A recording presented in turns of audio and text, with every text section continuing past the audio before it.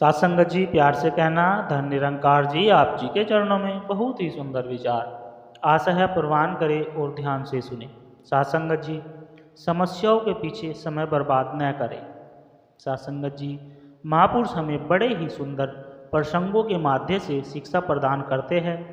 एक बार मुल्ला नसरुद्दीन घूमते हुए सब्जी मंडी में जा पहुंचा।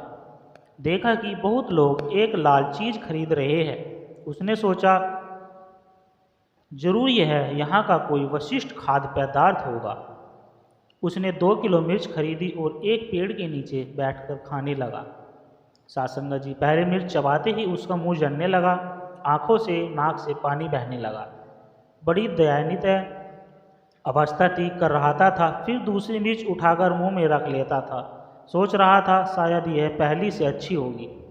इस तरह नसरुद्दीन एक बार दूसरी मिर्च खाता जाता रहा। कष्ट तो बहुत था, परंतु हर बार सोचता था कि शायद यह मिर्च पहले वाली से बेहतर होगी। सासंगत जी, सतगुरु कहते हैं कि हम सब नसरुद्दीन की तरह हैं।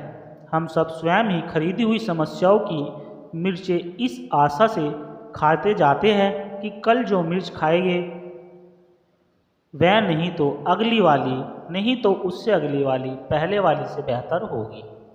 हम उस मिर्च को एक दूसरे को भी खिलाते रहते हैं और आशा करते हैं कि किसी दिन कहीं वह मीठी लगने लगेगी। पर यह सच यह है कि आज हमारा मुंह जल रहा है, आंखों से नाक से पानी बह रहा है। नसरुद्दीन बहुत हिम्मत के साथ बैठा मिर्च चबा रहा था। दूर खड़ा एक व्यक्ति बहुत देर से उसे यह करते देख रहा था। अंत में उसे रहा नहीं गया। उसने पास जाकर पूछा, भाई यह तुम क्या कर रहे हो?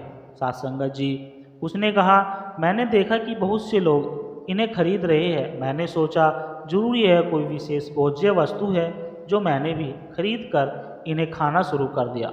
व्यक्ति ने कहा, देखो भाई, ये मिर्च है। इन्हें बहुत थोड़ी मात्रा में और व्यंजन में डालकर खाया जाता है। सासंगत जी, नसरुद्दीन ने सहमति में अपना सर हिलाया। तुम ठीक कहते हो।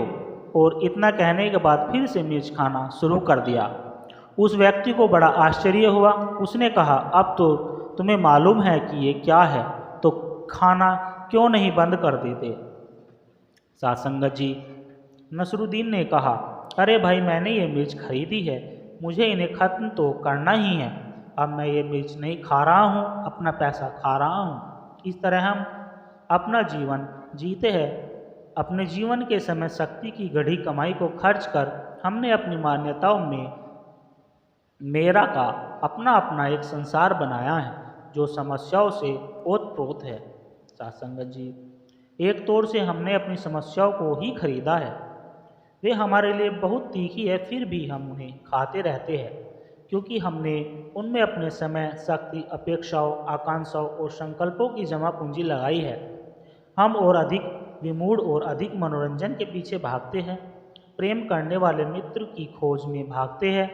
हम अधिक धन और यश की दौड़ के पीछे दौड़ते हैं, परंतु क्या उनमें से कुछ भी हमें सच्चा संतोष देता है?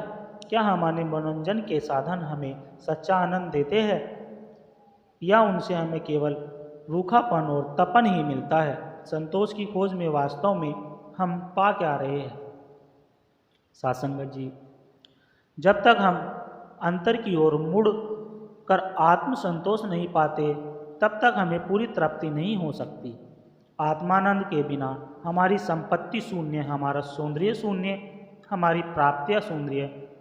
जब हम आत्मानंद का रस प्राप्त है, तब हमारे सभी शून्यों का कोई मूल्य है। तो आत्मानंद कहाँ से मिले, कैसे मिले? आत्म प्राप्ति कैसे हो, आत्म तृप्ति कैसे हो? इसका उपाय भगवान बता रहे हैं अपने प्रिय अर्जुन को कि महापुरुषों की शरण में जाओ, उनकी शरणागति ग्रहण करो। समस्त धर्म शास्त्र एवं स्वर में उद्घोष कर रहे हैं कि ब्रह्मज्ञानी सतगुरु की शरण गति स्वीकार करो। उन्हीं से तुम्हें आत्म तृप्ति मिलेगी, उन्हीं से आत्म प्राप्ति होगी। उन्हीं के बताए हुए मार्ग पर चलकर आत्म संतोष को उपलब्ध होगे, नहीं तो ऐसे ही मिर्च खाते रह जाओगे। सासंगत जी, प्यार से कहना, धन निरंकार जी साथ संगत जी विचार अच्छे लगे हो लाइक कमेंट शेयर जरूर करें और हमारे चैनल को सब्सक्राइब कर दे। और दास को आशीर्वाद दे आप जी के चरणों में ऐसे ही विचार रखता रहे।